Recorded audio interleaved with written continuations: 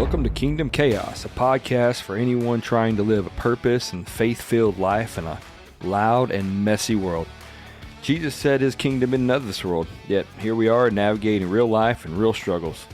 I'm not a guru, just someone learning that God's grace meets us even in the chaos. This is Kingdom Chaos, where faith meets real life and purpose is still found in the mess.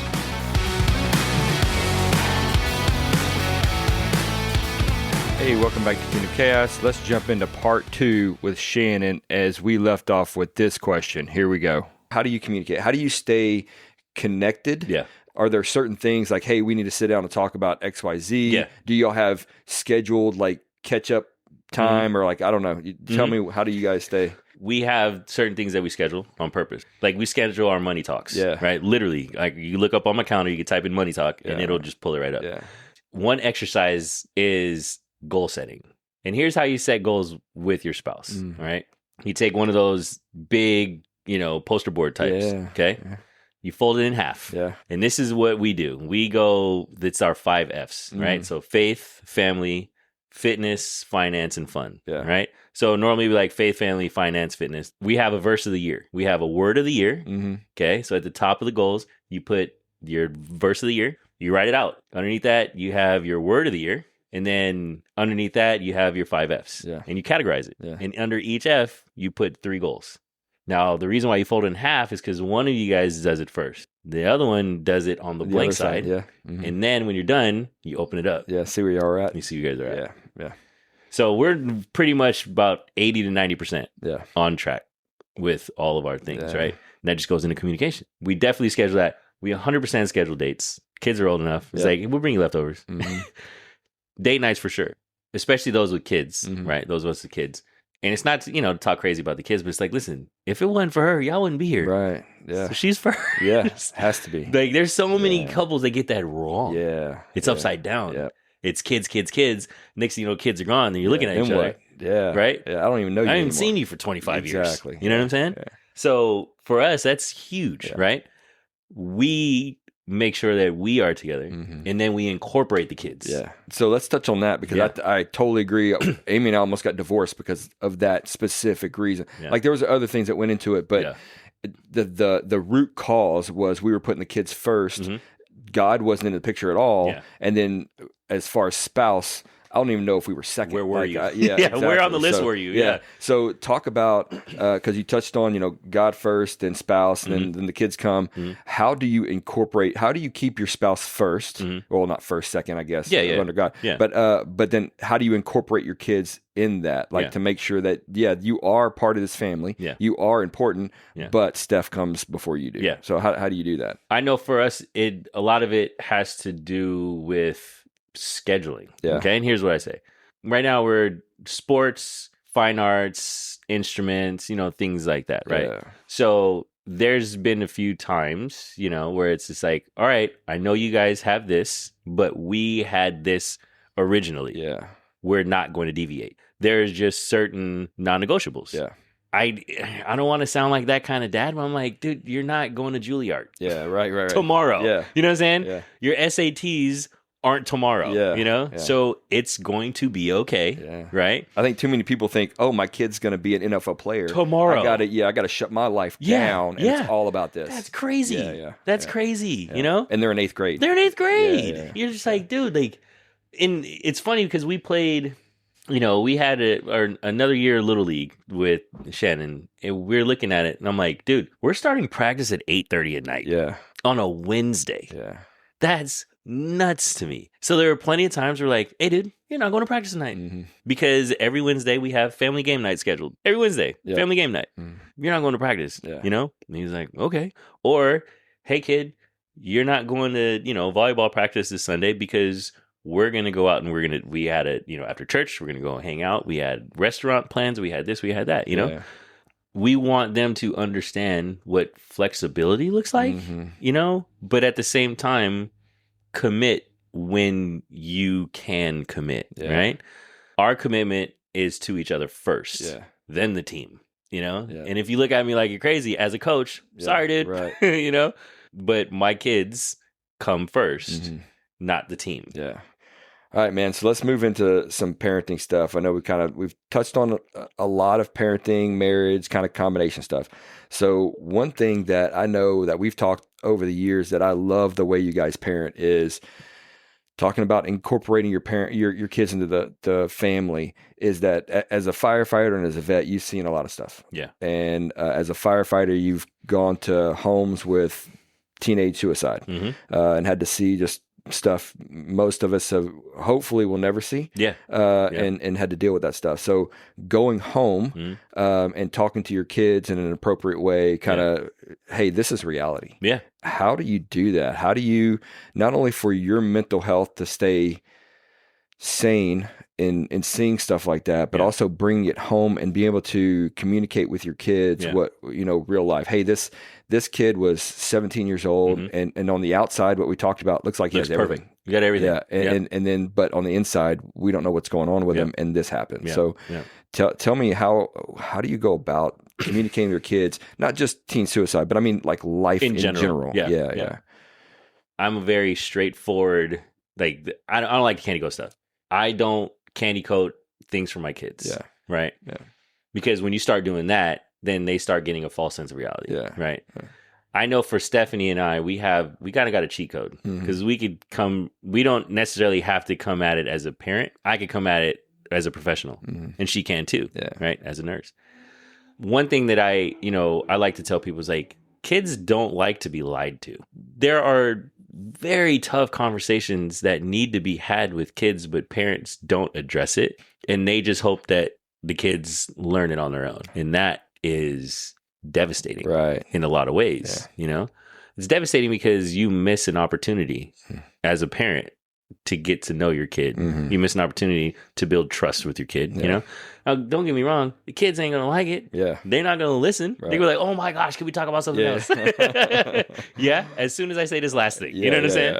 It's important though that you got to look your kids in the eye, and you got to be brutally honest, because you get to that point, and I mean, pray to God it doesn't happen to you, but if it does, the immediate thing you're going to do is you're going to play the what if game. In that game, you will lose every single time. What if? You need to have that thought process, and you need to have that confidence in yourself. Like, I don't know what else that I could have done.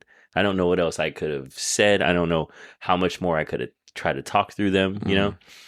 You have to be really careful about that helicopter. You have to be really careful about the kid in the bubble. You know what I'm saying? Like building that bubble around them. Like, oh, it's nice and cozy, and all of a sudden they're 18. And reality hits. Like, what? You're just like, how come you didn't tell me about like life? That first day they hit a college campus or something, they're gonna lose their mind. It goes from that bubble to complete freedom. That's way too much. You look There's no structure. We talk about professional athletes coming out of college being completely broke, and now you have millions in the bank. And tomorrow, life just falls apart. Because of it. Tomorrow, it's not necessarily that they can't handle it; they just weren't taught how to handle it. So you have to have honest conversations with your kids, man. It's not easy. But it's imperative. It really is. Otherwise, you're gonna lose them fast to society, to the internet. I talked a few episodes about somebody's influencing your kids. Who do you want it to be? You or that teacher or that friend or that stranger? Like, Somebody's gonna have them. Who's it gonna be? If you could think of something you would tell your younger self, what would you tell your younger self that you'd want to know that you know now? Be smart with money. In our current climate, you can't outpace inflation, right? Be smart with your money. Protect it. Right now, being married, having the kids, it's extremely important that we protect the assets that we have, right? So we have the living will. We've got our trust set up, right? Same with my parents, same with her parents. Because at the end of the day, every single last person on this earth is going to perish, right? Do you want to leave a mess or do you want to leave a message? Two different things, right? Plenty of people leave messes, right? Not enough people leave a message, right? And when I say leave a message, I mean, this is the least that I could do to help you and your future generation be smart with money. And at the same time, enjoy it. finances, man, it's the number one killer of marriages. Yeah. Right. Yeah. So you have to be honest about what money means to you, Mm-hmm. not only to yourself, Mm-hmm. right, but to your spouse. Yeah. You know what I'm saying? This is what money means to me, right? Like people look at money and they look at, oh, I'm okay with debt, you know? And there's people on the other end that look at it like, I need cash. You know what I'm saying? Right. Me and Steph came together. That was us. You know what I'm saying? I'm like, you got what? You know what I'm saying? She's like, you have what? Right? I'm like, you know what I mean? It's like you have to be honest with each other, especially when it comes to, you're not just merging your life, you know, you're merging so many things, and finances is a huge part. Yeah. 100 years from now, like you're done and gone, and maybe your kids are older and they've got kids and blah, blah, blah. Yeah. What do you want them to say about you and Steph? Like what on y'all's life, looking back? I don't like the word legacy. I like the word you said, message. What message are you sending? Yeah. So what message do you want them to think about your life? Hey, Grandpa, Shannon and Steph, they were like, this is them. This, you know. We've had this conversation since before we were married. Yeah. Okay. We are here to set up the next 7 generations in all aspects. Yeah. I want my great grandkids to know that they were able to accomplish this because of the foundation we built to give them something to stand on. Right. Yeah. Yeah. So they say, like, I have the foundation that I have right now in life, not just finances, but spiritually, mentally, emotionally. Yeah, I mean, it goes back to the dinners that you guys, I mean, that's the foundation that you're setting. That's the foundation I'm saying, right? That's what I want them to know. Like, this foundation is here because my grandparents were born in the 1900s. Yeah. My great-parents were born in the 1900s. Yeah. You got to put it that way. Allow me in the 2200s to do this. Yeah. That's the message that I want them to know. You know, and it has nothing to do with, oh, look at us. Yeah, right. You know that it's not. No, it's not that. Yeah. But we are here because we are planning for 7 generations down the road. Yeah. That's awesome, it. That's minimum. Yeah. You know? Yeah. I love that you guys talk about that. And that's up front, man. Oh, yeah. That's a big deal. And it's, and in our mind, we're already on the 3rd generation. Yeah. Okay. Because my parents, you know, they're building their legacy. Her parents are building theirs, right? Yeah. So now, instead of us being 1st generation, now we're going to be 2nd. Yeah. You know? Yeah. And then the kids are already 3rd. Yeah. Right? Yeah. So we have a potential of seeing at least 5 of the generations of the 7 that we're looking to build. Yeah.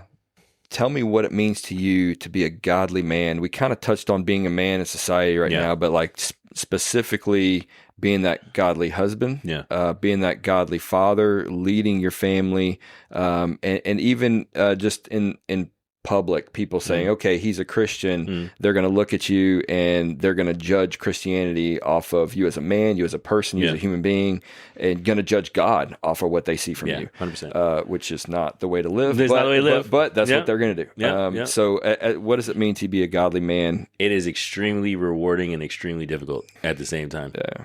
Because at the end of the day, you're still a man, and you still have like those moments where you're just like, you know what I'm saying?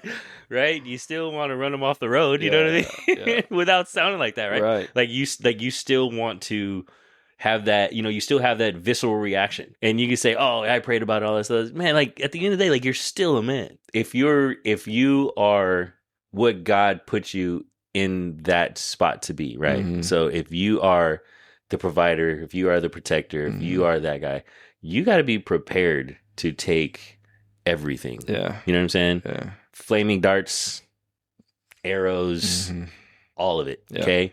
In your back and in the front. You got to be ready for that. You know, I got a son. This is what it looks like to, you know, humble yourself. This is what it looks like to pray through it. This is what it looks like to struggle. You know, this is what it looks like to hit a mountaintop. Yeah. It's hard, dude. Yeah.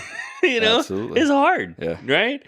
Because you are the minority. As a Christian in the world, you're a minority. One of the prayers that was another thing too that I wanted to touch on just real quick when it comes to the kids. Yeah. Every night, you know, that I'm home, that I'm not on shift. One of the main things, one of our biggest things that we always do is dinner together. Summertime, we kind of switched it up in the schedule, but we 100% absolutely pray together every single night as a family. Yeah. Right? Like that's non-negotiable. Even when I'm at work, they'll FaceTime me. You have to establish certain things within your own home, and you have to protect and you have to build your home before you can even go out in the world. Yeah. You know what I mean? You have to, right? You take care of home, and then from there, it's easier to be in the world, and it's easier to take those darts, and it's easier to take those arrows, because you're like, I know what my house looks like. Right. I know the foundation that I'm able to build within my four walls. Right. I know I can control that. Everything on the outside, different story. It gives you more strength. It gives you more confidence when you know that home is good. Yeah. So everything we've talked about is based around foundation. Man. It doesn't matter if it's at home, if it's God, if it's everything is career, built, you've got to have money, a foundation. Yeah. Everything, man. You have to have a solid foundation and a Yeah. solid understanding, Yeah.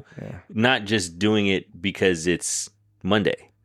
Doing it because this Monday is going to get you to that Monday. Right. And then that Monday is going to look different than the next Monday. Yeah, You know what I mean? Yeah. So you absolutely have to have that foundation. Yeah. Because, man, when home's good, man, things are good.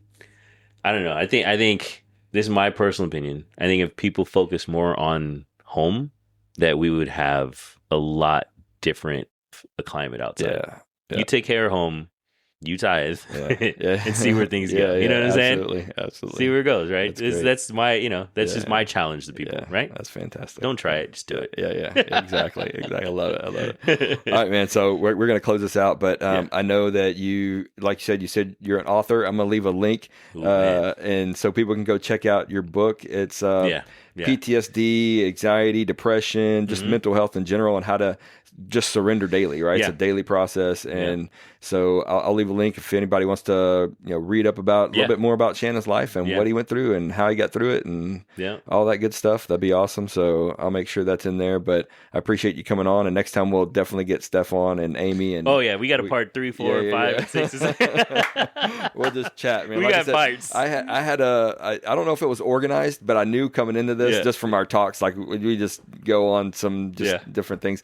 And so, my organization didn't work out, but I think this went great, but I don't know what everybody else did. Just so you know, guys, we only got through like 1/8 of the questions. Yeah, right. Exactly. Cool. All right, man, let me pray us out. Yeah, let's go. Lord, I just thank you so much. I pray that this podcast, this episode goes out, and the people that need to hear it, and the people it needs to help, that you speak through us in that they hear what they need to hear, and really make their family, a priority in their home. I know we talked about that, if we can make home a priority and make sure we've got a good foundation there, it all leads from biblical principles and morality through you and how to lead our family well. And I just pray people hear that message, that they hear that, man, it's not about just me. It's about you and what we leave for our kids, the message that we leave them through our actions that we do, talking about having dinner at the table and leading them well and having them involved in the family, but they are not the family, that it's about you first, our spouse and kids. I just pray that this message is heard throughout the world. I pray for everybody that's going to listen to this message, they are blessed to be a blessing to other people. We just thank you so much for this time. In Jesus' name we pray. Amen. Thanks, brother. Cool, man. This is awesome. Thanks, man.